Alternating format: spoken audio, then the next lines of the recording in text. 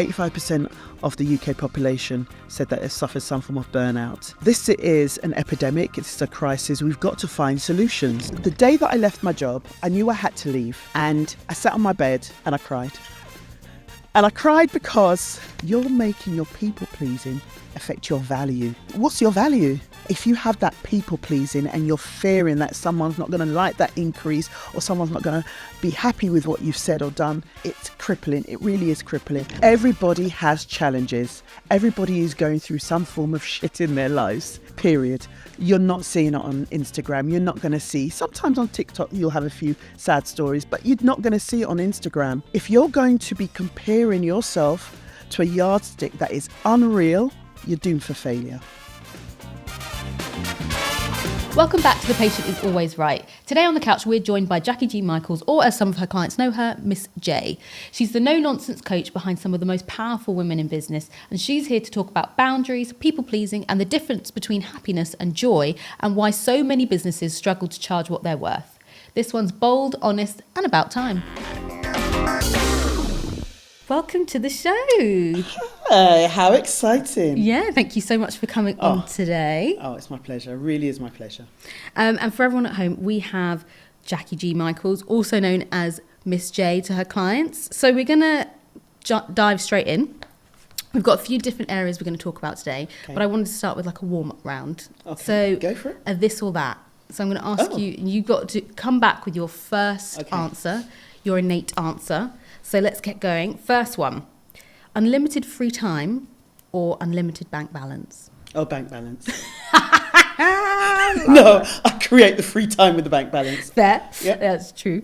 Rewrite the past or predict the future? Predict the future. Love that. Confidence or charisma? What's more important? Confidence. Okay. Clear boundaries or clear goals? Clear boundaries. And this is a wild card.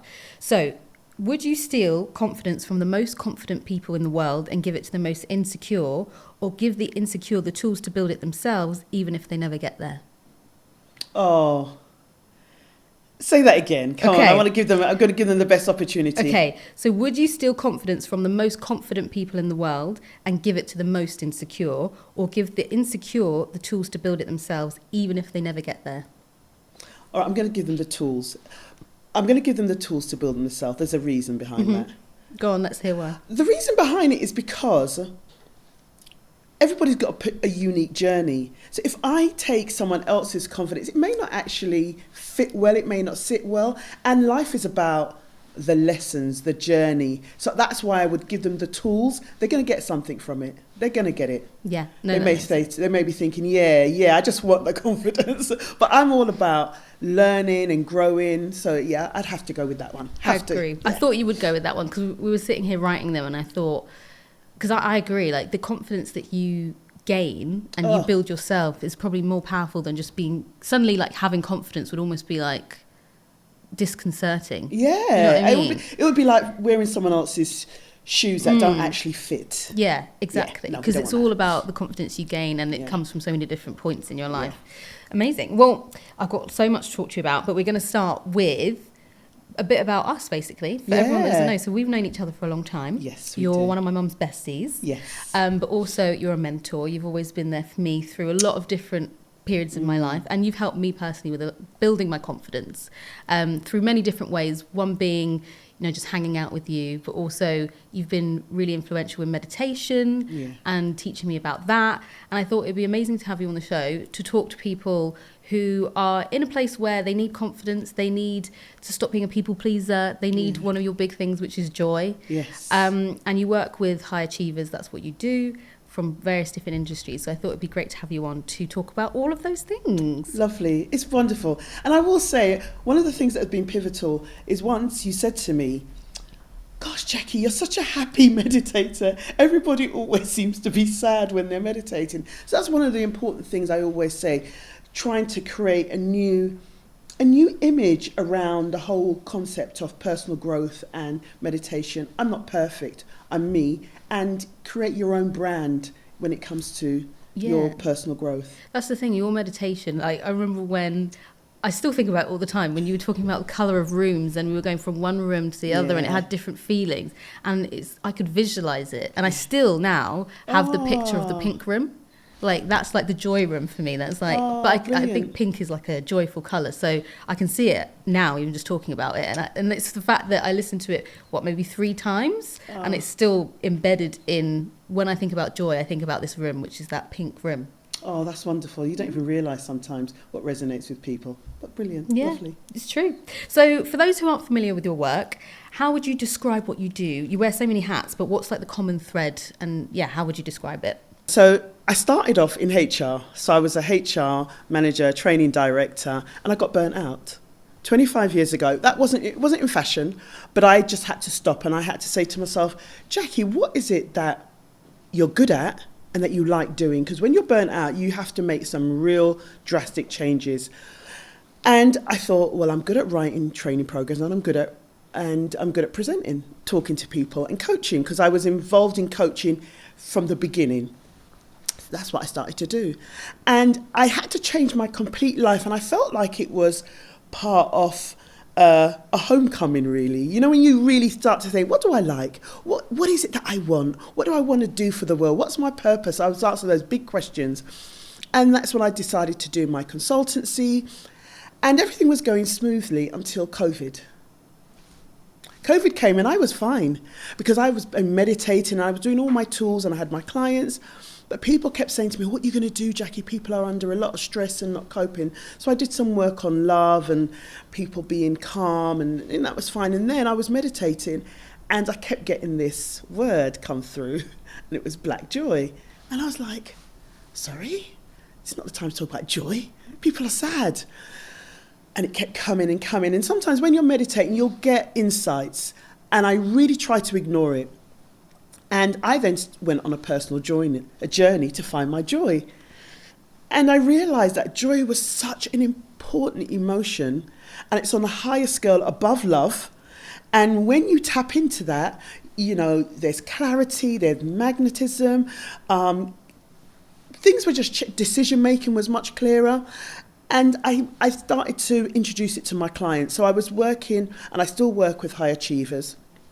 And the whole point really when I'm working with successful people is to bring some balance, I should say alignment. There's a complete different, I don't like the work-life balance mantra, but alignment into their life and joy, as well as going after their goals.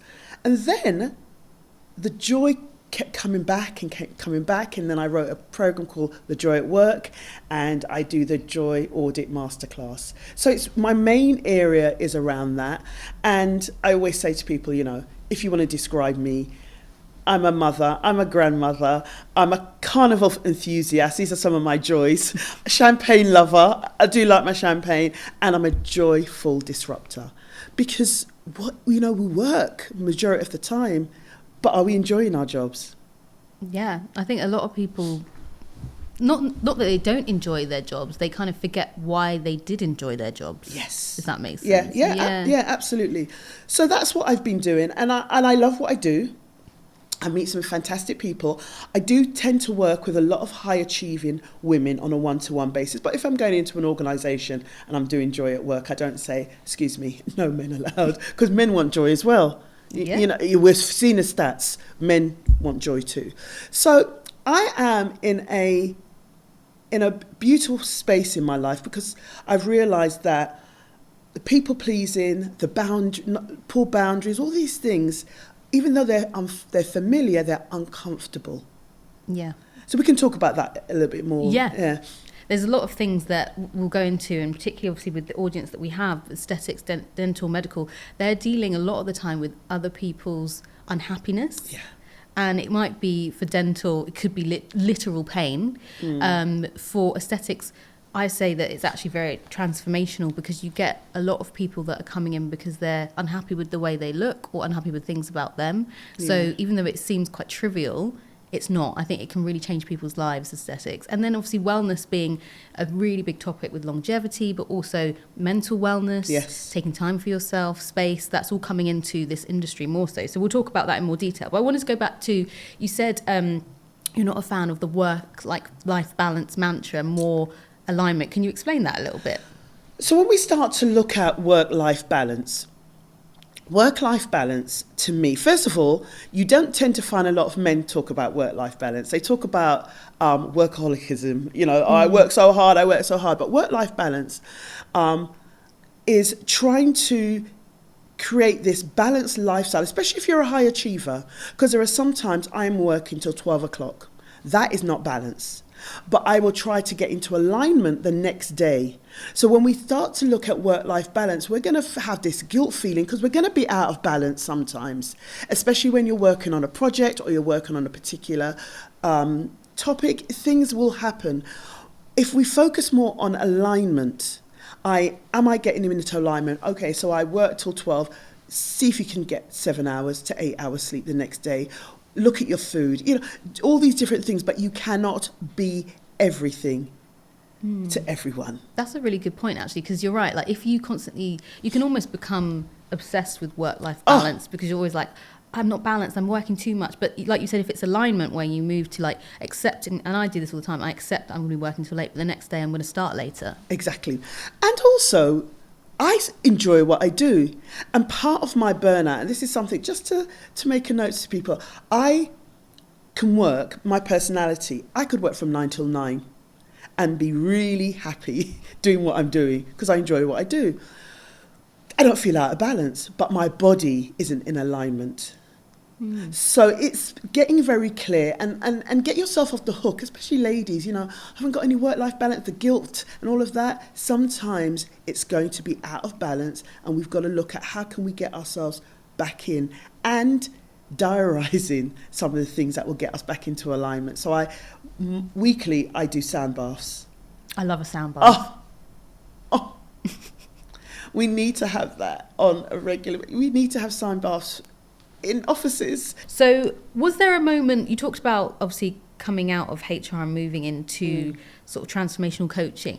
Was there a real clear moment for you when you were like, people need this and actually I have a skill where I can share that with people? Yeah. I think it's interesting because when I first left, and I want to be really honest, authenticity is important to me. The day that I left my job, I knew I had to leave. And I sat on my bed and I cried. And I cried because I was like, what do I do? What do I do? So there wasn't clarity. And sometimes there isn't clarity and we've got to be okay with that, but I knew that people's lives were changing. I knew that when I was doing leadership training, people will say to me, oh my God, you changed my life. Oh, this was really inspirational. Oh, thank you so much. Thank you. And I'd be like, oh, well, that's what I'm good at. So I knocked on doors. I said, hi, I'm in the area. I sailed. I was involved in sales anyway. In recruitment, I was, the manager and the director for training college and sales. So I said, you've got to go out there and do a bit of hustling. And that's how I first started. So there wasn't a clarity, but I believe action. We can sometimes be a little bit too, it's got to be perfect. I've got to do it the right way. I've got to have the website. No, I just went out and I had to knock on the door. And that's what I've done even with the Joy. I wasn't really sure. I took a year when I launched it to kind of get my feel about it and see what was there and what would work and what's going to suit me. And now, I'm very concrete about how I want to deliver the concept of joy because there's so many different ways. Yeah, that's a really interesting point because I think a lot of people hold out for the right moment or hold out for like some sign, but it's got to be perfect. I'm bad for that. Like I'm like, I want to do something, but I need to do it at the right time and I need a sign. And it's like, no, sometimes you just got to just get on with it. What sign are you looking for? Who knows? I'll make up a sign and I'm waiting for it. Yeah. I need to see 2 pigeons and then I'll think about it. Yeah, and I understand that. And that's more to do with confidence. That's to do with confidence. And now, I like a lot to be in alignment. I do. But sometimes we have to have a little bit of urgency, a little bit of... don't panic, but let's just try it out. Let's do it and see what happens because we can always change. We can always pivot. And that's, to me, is part of it as well. Just pivot. So you work with everyone from sort of high-level execs, influencers. Mm-hmm. What do they all have in common underneath the surface? have to be careful because of confidentiality. So let me try to look at... listen, I think all humans are the same in so much as they're successful. Loyalty is important. Loyalty is important, I think. When you become more successful, that doesn't mean that you don't have a lack of confidence. It doesn't mean that you're not questioning your value. All those things to me are still relevant. And I think people see high achievers as not humans at times. You're successful, so you don't go through the things that everybody else goes through. They go through the same things. They question themselves. They'll question if they're doing what they're doing is right. They question the people around, just like how we do, you know. But I find what I'm there to do is get really clear on what your boundaries are, what your purpose is, how you want to feel when you're doing the job. Because the most important thing when you're delivering your purpose is feeling of value, but not letting it be so caught up with external validation. Yeah. Because you're out there and you're looking for signs, let's say, but it's having that fine balance, because you're in service, but if you're constantly looking for validation externally, it really will affect your confidence. And you know what, like bringing it back to, I guess, like particularly the aesthetic industry, something that I've noticed is a lot of people look at what everyone else is doing. It's a very, I mean, as an aesthetic industry, it makes sense, right? It's a very visual industry.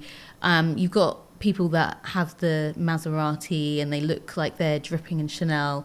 We don't know what's going on behind the scenes for a start. It's all show, I would say 99% of the time, because it's a very hard industry. And I think sometimes the people that are coming up are looking at that and thinking, why have I not got that? And that then becomes almost like, I don't know, they start to struggle. Okay. Everybody, let me just let you say, they say this to everybody out there. Everybody has challenges. Everybody is going through some form of shit in their lives. Period. You're not seeing it on Instagram. You're not going to see. Sometimes on TikTok you'll have a few sad stories, but you're not going to see it on Instagram. So if you're going to be comparing yourself to a yardstick that is unreal, you're doomed for failure. You're just doomed for failure. And you know, I put this app on my Instagram called 1 second, 1 sec. And before you go on it, it just allows you to take a breath. Oh, I love that. So I take a breath and I go, do I really want to go on Instagram, or is that habit? Because sometimes you can get that dopamine hit. And if you're getting your dopamine hit from something that is unreal, you know, it's doomed for failure. And you're going to be, that's not self-esteem, that's someone else's esteem that you're going forward, and you're not going to feel of any value. So definitely I would say that with high achieving, ambitious people, let's look at people who are really ambitious and striving, you are going to be looking externally, but this is an internal journey. Yeah, for sure. And actually something on Instagram that I heard, someone gave me sort of a tip, and this is more for like growth on Instagram, but I still think this is relevant otherwise. Don't follow people that are like you. As in, don't follow your competitors. Don't follow, because I think from an algorithm perspective, you'll just be fed that, obviously. But from a mental perspective, that will help you to stop comparing. Follow things that make you happy. Follow things that you enjoy, not just your work and competitors. Yeah, absolutely. You know, you can have some invisible mentors on Instagram, invisible people that you aspire to. See what they're doing. Of course, you know you're not there, but that's in alignment with your vision board, your action board that you have, and you're constantly saying, yes, that's where I want to be. And also the people around you. The people around, you know, I always say, when you're in business, somebody who works 9 to 5 may not understand. Oh, you're working again? Yeah. You bring your laptop? Yeah. On holiday? Yeah, I've brought it this time. Or sometimes you have to make a concerted effort not to bring it, but you've got to have a circle that's inspiring you, a circle that's elevating you. And if it's not, they're just a different group of people that you may hang out with, but constantly looking further above. And also, if you're going through something that let's say you've just lost your job and all you're seeing online is people getting jobs and it's not inspiring you, switch it off. Yep, I agree. I think we're really bad at doing that. Yeah, switch it off. Yeah, switch it off. And I think it can work. It works.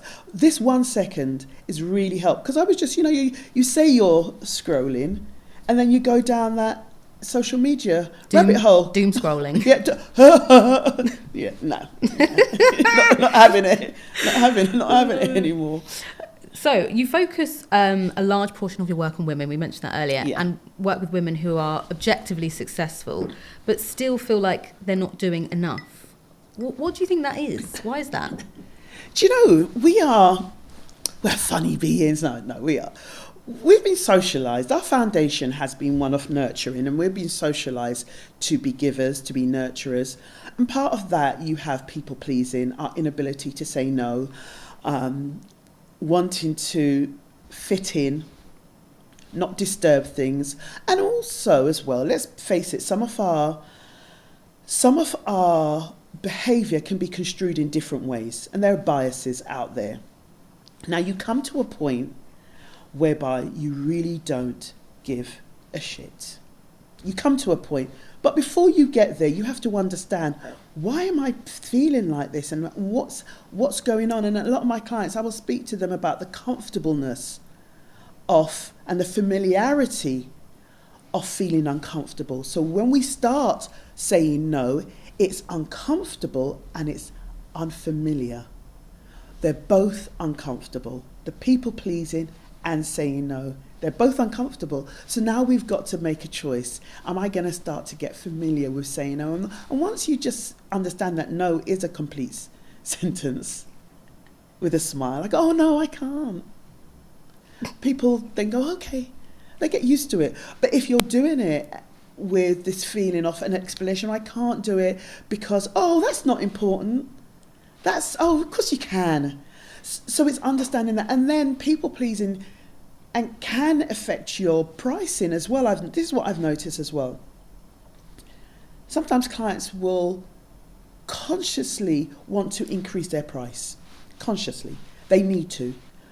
But because they're critical, they're fearful of the criticism and they want to people please, they are not doing anything. And I'll say to them, you're making your people pleasing affect your value. What's your value? What is your value out here? And for me, I know that I can change and transform lives. I'm a transformational coach, and that means I'm expecting to see a difference after a period of time. So if I'm changing your life and you're still thinking about something that I did how many years ago, I'm of great value. But if you have that people pleasing and you're fearing that someone's not going to like that increase or someone's not going to be happy with what you've said or done, it's crippling. It really is crippling. Especially for women, we have to just go down that line of understanding the influences that we've had and being at peace with them and creating some new stories to tell ourselves about, and then forming those new mindsets because I've seen people sabotage their success because of that. Yeah, for sure. That's like everything you said there. I'm just nodding on. Like, I can relate on so many levels. I can relate as well because when you're doing this work, you're doing it for yourself as well, and that's the truth. And if you are a coach and you are not doing personal growth work, I don't believe you're a great coach. Fair, and I think I guess like working with people anyway, you learn things, but for you it's like you must look inwards when you kind of have a light bulb moment with someone as well. Absolutely. You'll be listening to someone and you go, oh my gosh, yes, I've been there, I've done that. Speak. Try not to get too involved, because there's a difference between coaching and mentoring, and I always like to give this explanation. Coaching is you're driving the car and you're saying, I want to go from A to B, and as the coach I'm sitting by your side. Mentoring is I'm driving the car and you're hearing about my experience on my journey. And therapy is I'm sitting and talking about the past, sitting behind and hearing about your journey. always understand, especially when you're looking for a coach, understand what it is that you want. How does people pleasing in business kind of affect them? And you mentioned it a bit there, but particularly client-facing businesses like aesthetics or dental, it must be so hard to be boundaried. Oh, definitely, because when someone comes in and says, I'm not in that industry, but I can just say from my perspective, if I get a phone call from a client and they're in distress, they could be in distress on a Sunday. What do?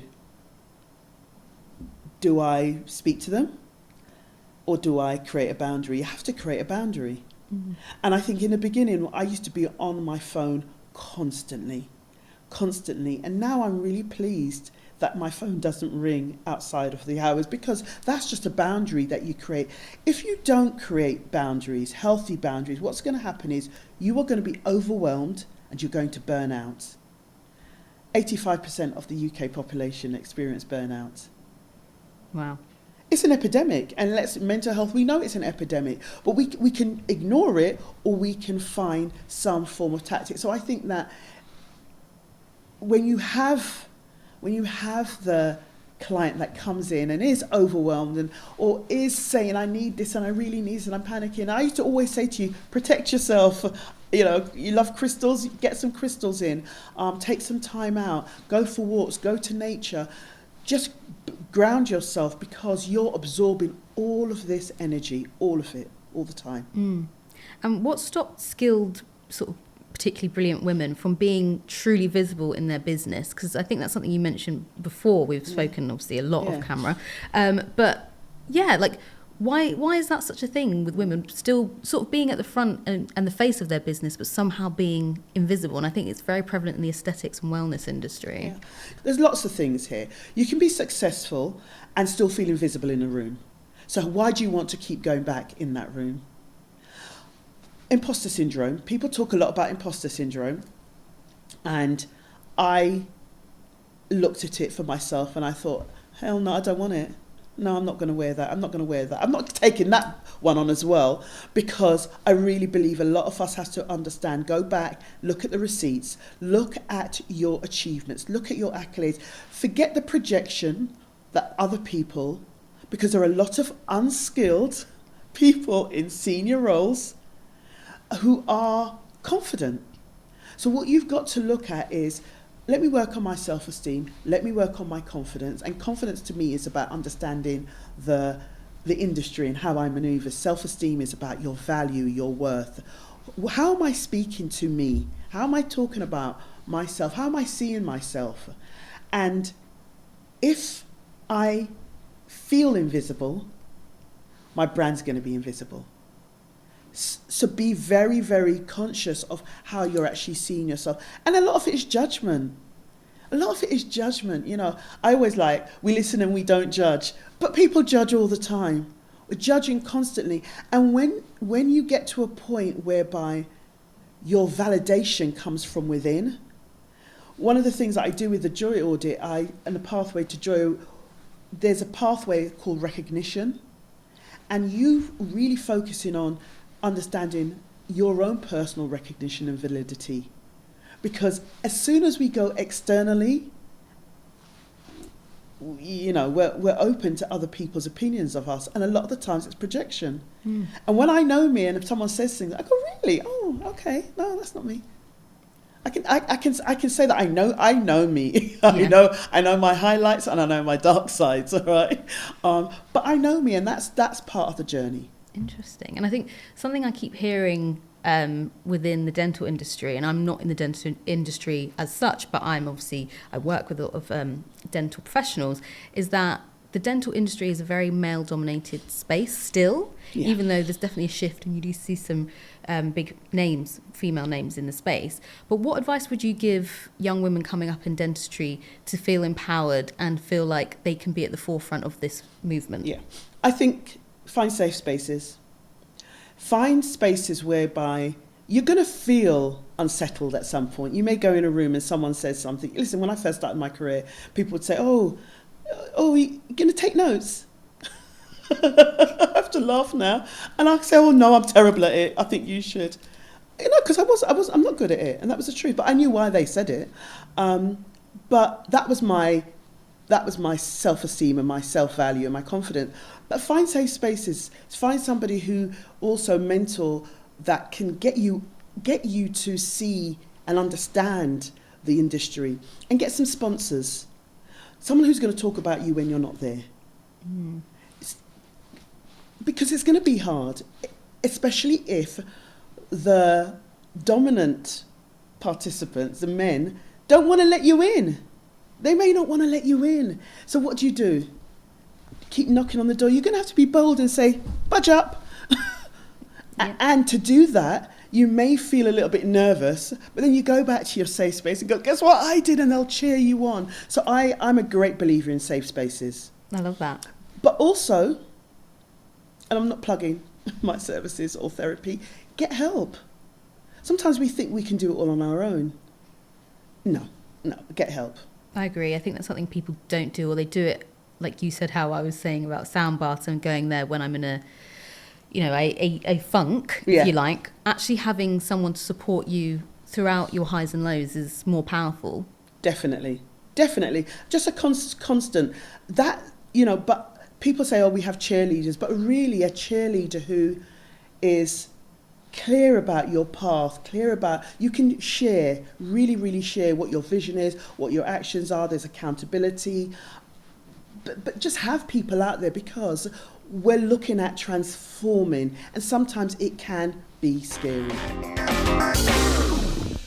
Few questions around sort of things that you've said in the past, and I had some questions that I wanted clarity on for myself. So you say people pay for presence. Mm-hmm.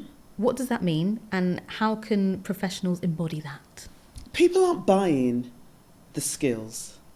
It's about how you make them feel. It's the energy that you give off, and when you connect, you can have the, think about it. If someone has the same skill set, it's going to be your presence. And how you go there and how you do that, it has to be authentic. We're now much more aware, and I am a great lover of millennials and Gen Zs, because they are now really questioning things, whereby a lot of people didn't question. They'll just see something, go, oh, that's it, I'm having it. Now it's really consciously connecting and saying, I want that. Or if it's just simple, they have no loyalty. If it's like, oh, I'll go to this shop or that shop because it's cheaper. But if there is a meaning and a story behind it and a real understanding, people will buy. And so how you cultivate that now, how do you cultivate that? That's the key, because magnetism and charisma and presence is an inside-out job. Authenticity is important. And when I say vulnerability, I don't mean that you have to tell everybody everything. You decide. And even with authenticity, I always say to people, pick 3 things that you're willing to be open about. And people will connect. And there'll be a presence. There's people that may not connect with me as a coach, but I always say, just let's look at having a discovery call, if there's a connection. But presence is about how you make people feel. And the more, I believe, premium customers want, is they want to feel good. That's ultimately what we all want, but they want to feel good because they've got the disposable income, but they also want to see, is there a connection that I feel that person values me, that person understands me, that person's listening to me.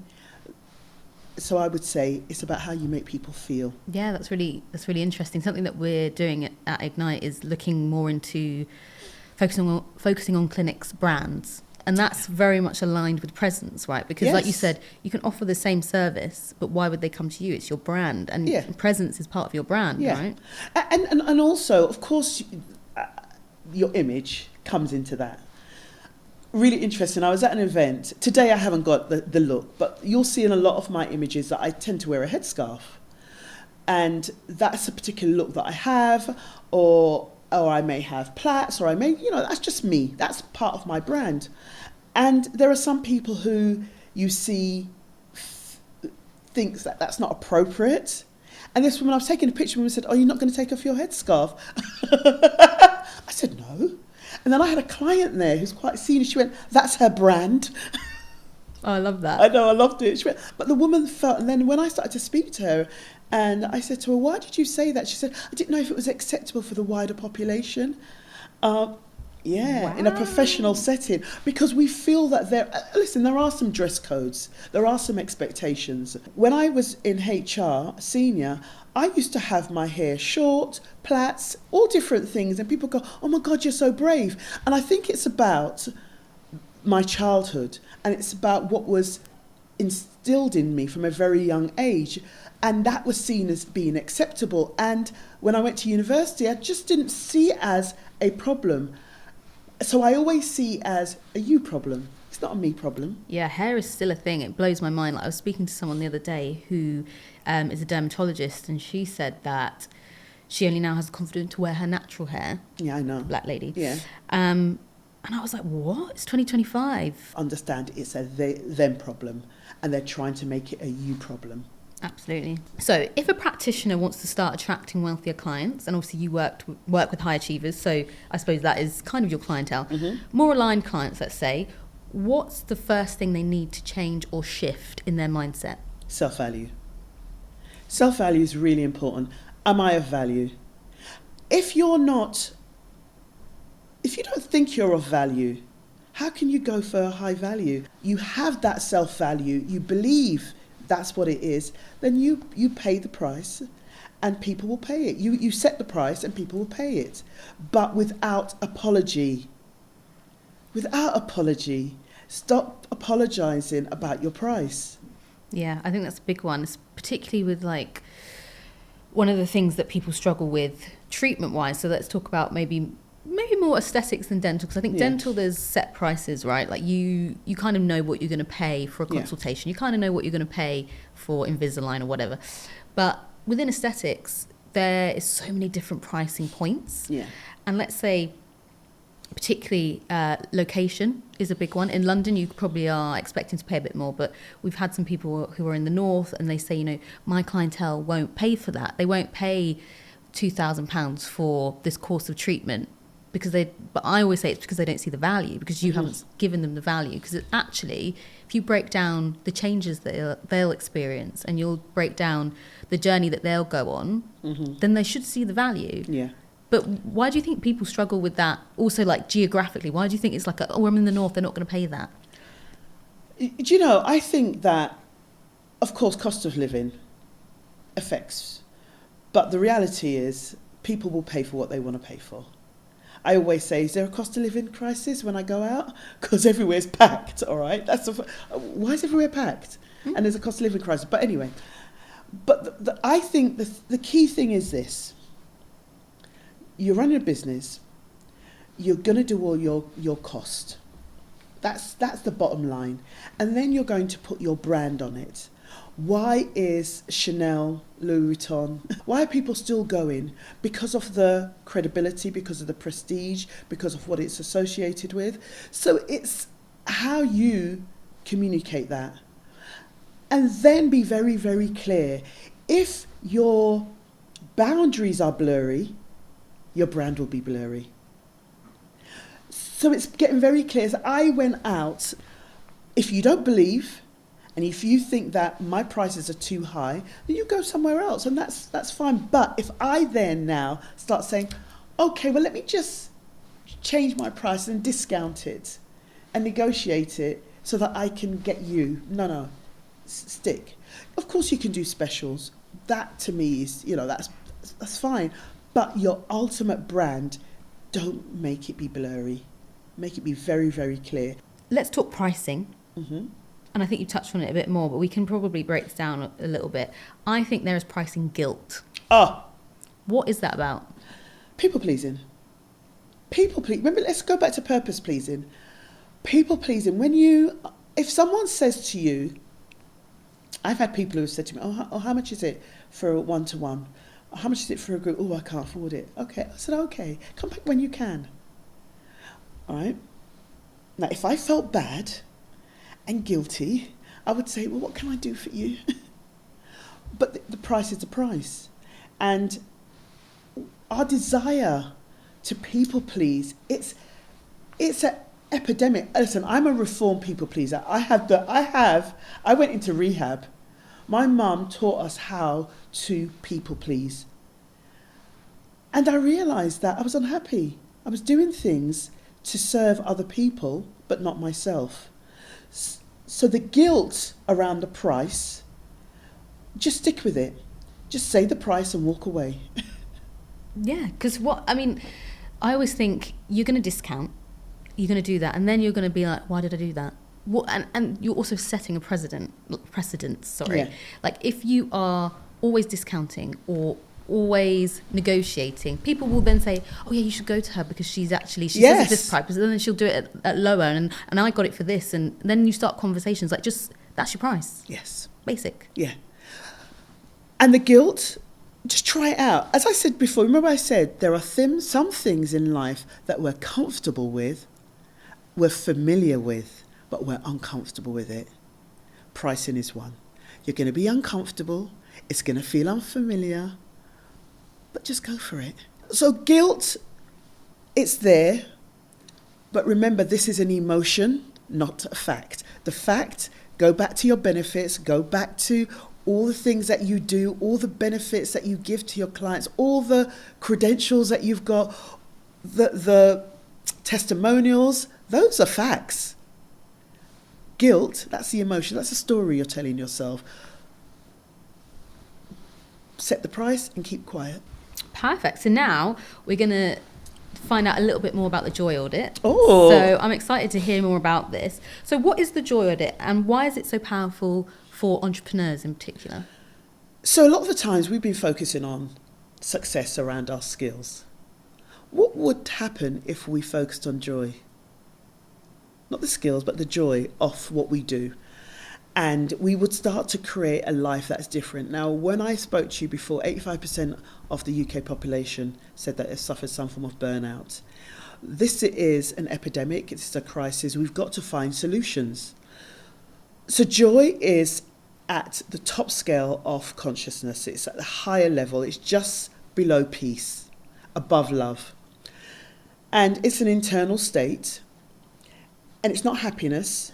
It's tapping into that internal state. And I say to people, we've got to find a way in the world that we are living in to manage the challenges because they are coming fast and furious. No matter how we look at it, we're going to have it. And what joy does is it enables you to fill your cup of joy. So you have like a reservoir of these feelings. And you know that challenges are going to come and you tap in and you know what boosts you, what drains you. And when we're doing the audit, we're looking at what's draining you, what's boosting you. And then we're using the 8 pathways. So it could be growth that you need to increase your joy. It could be recognition. It could be connections. Some people are lonely out there. It could be validation, both from yourself or from your organisation. Because I find some clients say, I'm not recognised by my organisation. And I said, do they know what you've done? Are people aware of your successes? So the pathways will enable you to increase your joy and look at your life through the lens of joy. The challenges are going to be there, but the stress that you experience is not going to be as high as somebody who I believe that doesn't have any joy in their life. People are under a huge amount of stress. They're in that fight and flight mode constantly. So joy provides you with that internal sparkle that you need. And people always see it as fluff, it's soft. It's so not. It really is. And it helps with your decision making. It increases your magnetism. Wherever I go, I'm always getting somebody wanting to speak to me or connecting with me because I'm looking at it not toxic positivity. Let's get clear, it's not toxic positivity whereby everything is really great. It's not. What we're looking at is how can we manage our work? How can we get ourselves into alignment with joy? So for business owners, founders who are under a lot of stress This is one way to get you back into alignment. No, that's really, really interesting. I think one of the things that when I was speaking to you originally about joy and what it means, I thought about medical professionals. Yeah. Because they have so much pressure if they've got people coming to them with an issue. Oh. And it must be hard to separate that feeling of, like, for your clients, especially if you're an empath, doing that job as an empath must be like, I don't think I could do it myself. But it must be hard to still feel the joy, remember why you're doing it, remember the love you have for the profession you've gone into. What are some sort of like key skills that people could put into practice day to day? So on a regular basis, I'll say on a scale of 1 to 10, how am I feeling? Joy being 10, 1 feeling drained. And just come in, just get self-aware. And then, as I said to you before, you go back and you say, what's draining me right now? What really is draining me? And diarise your joy boosters. You've got to diarise it. So as I said, some things are non-negotiable. It's not a nicety. Your joy activities must not be negotiable. They're in your diary. There's something that you're going to do for yourself. And just make a list. Start off by making a list. What brings me joy? No, I love that. Just make a long list and then you just go. That's your joy toolkit. You go and you tap into it.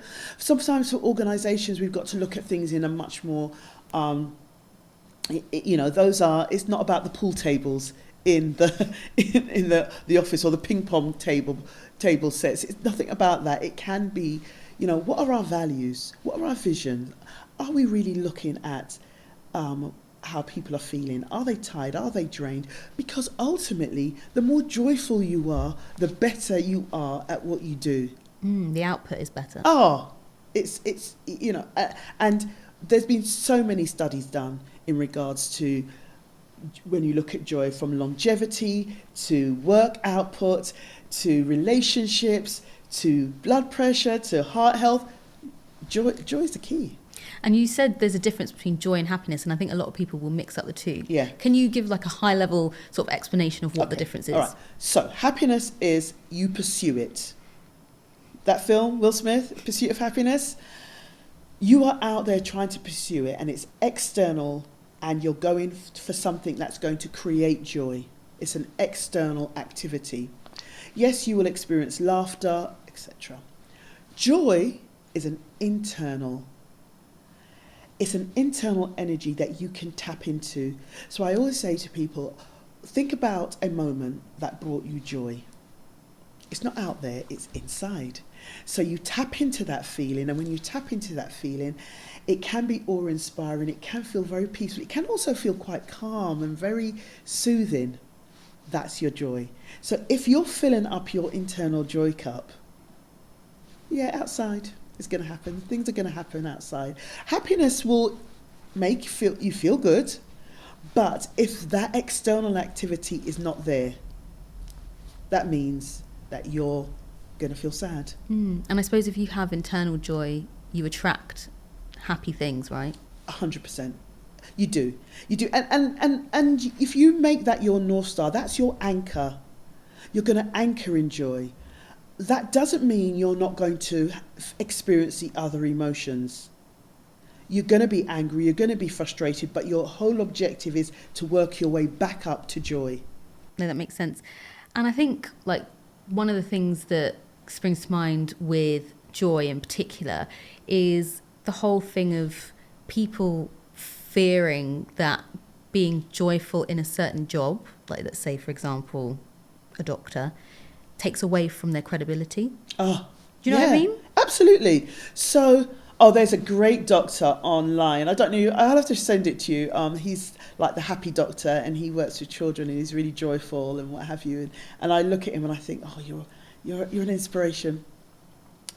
There has been, and I don't want to say where it comes from, but when you are a professional, you've got to be serious. You've got to be straight-faced and really serious as a professional. And I'm like, gosh, internally, what is that doing to you? And there are some stories that we've adopted that need changing. Why can't you be happy and credible? Why can't you laugh and be a millionaire? Why can't you laugh and be a CEO? Why can't you be happy? Of course, there are other emotions, and I don't think, as I said to you, it is not toxic positivity, but why can't you be like that? And we've got to look at how we're changing things. Mental health isn't 1 in 4. I don't know if it's changed. 1 in 4 people have a mental health crisis. So if that's the case, well, that story that we've been telling ourselves about how professionals are supposed to be isn't working. Obviously, we've spoken about burnout, and it's prevalent, I would say, in the medical, dental, aesthetic industry, because you are working long hours, you're sort of achieving a lot of amazing things at a very high level. So what is the difference between burnout and being busy? All right, burnout is, I will start off by saying we now need to get a hold of burnout, because sometimes it's becoming like the norm. I'm burnt out. Let's be very clear that we have to find solutions quickly. We can be busy, and I'm busy, but burnout is when we're ignoring that we're constantly busy, and we're not understanding our body. Eventually cause your body, which is not a machine, to stop. So busyness is fine. I'm busy, but what I'm doing is I'm saying, right, my sleep, my eating, I'm just creating a lifestyle that will avoid burnout, because I know what it did to me before. You mentioned it, like for me, burnout, I know when I'm burning out, it's physical. Because I'm someone that, I used to be ill all the time. Just as a kid, I caught everything. So as I got older and healthier and more aware of myself, I stopped being ill as much. So when I start to get ill, or for me it's like styes on my eyes, or just feeling not quite right, that's when I'm like, no, you have done too much now and you need to pull back. Yeah, I get a twitch. Yes. I get a twitch through my eye. I get a twitch. Yeah. And I'll go, oh, twitches here, B12, get some more vitamins and blah, blah, blah, sleep more. But that's self-awareness. But because we're so external, we're constantly thinking what someone else wants, what they need. And I get it. I do get it. I really do get it. I'm not saying that it's a simple thing to do, but it's an essential thing to do. People use self-worth a lot, and they kind of band it around. But what is self-worth? Okay, so we're talking about our self-esteem, how we see ourselves. And how we see ourselves, how we judge ourselves, what we say to ourselves, the opinions we have of ourselves. It's different from confidence. I always say confidence is about skill. Self-esteem is your perception of self and how you're rating yourself. That is a journey. And if you have a high self-esteem, you'll have a high self-worth, you'll value yourself. You'll value yourself more. And sometimes, people have heard things that have devalued them. And that is a journey to get their self-esteem back up. Yeah. That's how I describe it. No, I love that. That's really good. And I think, I wanted to ask that question because sometimes I get confused with self-worth, self-esteem, self-value. I guess they're all under the same umbrella. Yeah. But the difference is confidence is different. Yeah. Confidence is the one that's different. So you could be extremely confident at what you do, but have a low self-esteem. Interesting. Yeah, you could have a low self-esteem, and that's why I would say let's humanize successful people. They could have a low self-worth, a low value of themselves, even though they are successful. That's a really good point. Yeah, and I think you can sometimes project confidence without having the true self-esteem. Oh, definitely. Lots of people get jobs and they're, they're great at what they do, but they have low self-value. Yeah, no, that's really interesting. So what would you say to clinic owners who downplay the emotional impact of their work and think of what they do as sort of just fillers? Like, when you speak to them and they don't really shout about what they do and actually the support that they give people. You could be someone's world. Do you could be someone's angel. You could be the only person that values them in their life. You really don't know. They don't feel good about themselves, and all of a sudden someone is making them feel good enough. So we have to understand, if you're in that business to make people feel good, that's their world. Definitely. So you're doing a great job. Shout out to them. Yeah, shout out. Yeah, they always because they do get a flag. I'm not saying that I agree with all of the work that's been done, but that's just personally. But I do believe that they are really supporting people and feeling good about themselves. So why shouldn't they being given the credit. Why shouldn't they? I agree. Yeah. I agree. And obviously giving a shout out to the dentists here who literally change lives. Oh, Like when you see people, or I hear it all the time actually when I'm working with different dental practices, they'll have someone that said something like, you know, I haven't smiled in years, or I didn't want to smile in my wedding photos and things like that, and they're able to give people that back. oh, It's definitely. life-changing. It's life-changing. So kudos to you all out there. You know, definitely you've got to see the value in what you do rather than constantly... There's always going to be one bad apple in your profession. And people are going to have an impression off an industry, but you don't have to believe it. Absolutely not. Don't believe it. Love Doing a that. good job. So as you know, we have a segment on here called the Confessionals. Oh, I better take a drink of water. Yeah. So obviously you don't work in aesthetic clinics or in dental practices, so your stories aren't going to be about that kind of thing. But I still wanted to ask you a crazy story or something that's like shaped you or an experience that you can't forget. And I mean, obviously keep names out of it, but we would love to hear a great story from you. And yeah, obviously take the floor. This is something that happened and I was shocked, but this is life. So I had somebody, a client, wanting to be a client, came on and she said she wanted me to be a coach or a mentor. So I said, okay, fine. And she wanted to be a coach, so she wanted me to coach her and to mentor her, and she would pay me. So I'm assuming that she's done a course or she's had years of experience in that profession, but she said she'd done a YouTube. She watched it on YouTube. What? She did a YouTube program. And now she's just going to start. Website. Okay. Website up. And then I was supposed to then support her while she was coaching. How does that... But then you would basically end up being the coach, almost. Yeah, but she was doing the coaching. Right. But I said, I don't get... At first I was like, I don't get it. I didn't really get it. But then I realised that we're in a very opportunistic world. And you can go on YouTube and you can learn anything. So when I understood what she had done, she'd done a course, she then called herself a coach, and I said, no. I said, no, I can't do that. I said, you're really going to have to go out there and get some more experience. But it just makes me realise that sometimes when you have advice that's given on social media by people who say that they're coaches and you've got to be very careful because they could have got it from YouTube. Yeah, fair enough. That is mad. Yeah. That's so cheeky. But you know, she worked out that she could make some money. And she worked out how much she could make, and I was going to support her. I said no.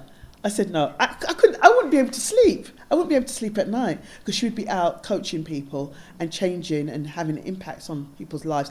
And sometimes you think that coaching is simple, but there's a process.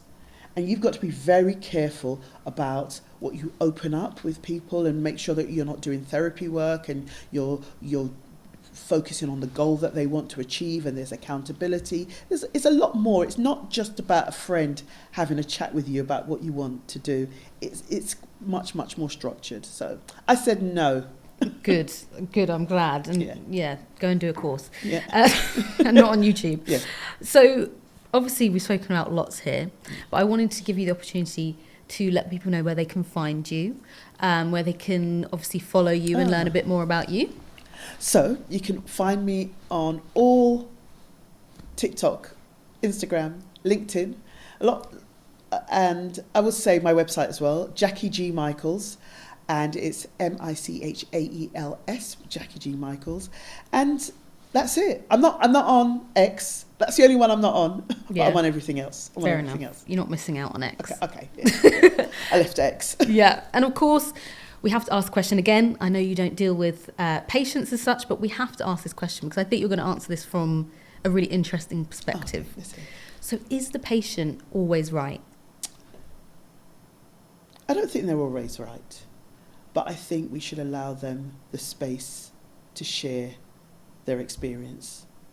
Because when you share your experience, that's the beginning of your truth.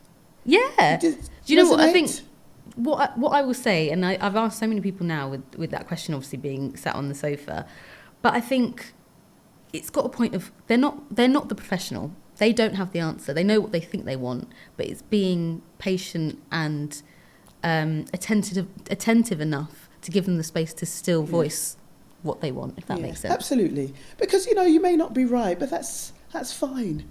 Your experience was your truth. Yeah, absolutely. I love it. Thank you. Well, thank you so much for coming on. We've absolutely loved having you. And I feel like there's been so many things we've talked about and so many interesting topics. And we'll have to have you on again, I think, to just definitely chat more. No, I will be here because I think it's really important for us to remove the stigma around, or the hardness as well, around burnout and boundaries and people pleasing, and really provide people with real structured methods on how they can get to the other side. No one's telling us how. Everyone's saying burnout, imposter syndrome, but how do you get there? And for me, joy is one of those tools that you can use to get there. Love that. Brilliant. Well, thank you so much. Thank you. Love hearing the real stories behind the aesthetics, medical and dental industries? Make sure you follow us on Instagram and TikTok at The Patient Is Always Right for exclusive content. You can listen on Spotify, Apple Podcasts, or wherever you get your podcasts. And don't forget to watch the full episodes on YouTube. Hit follow, subscribe, and stay tuned.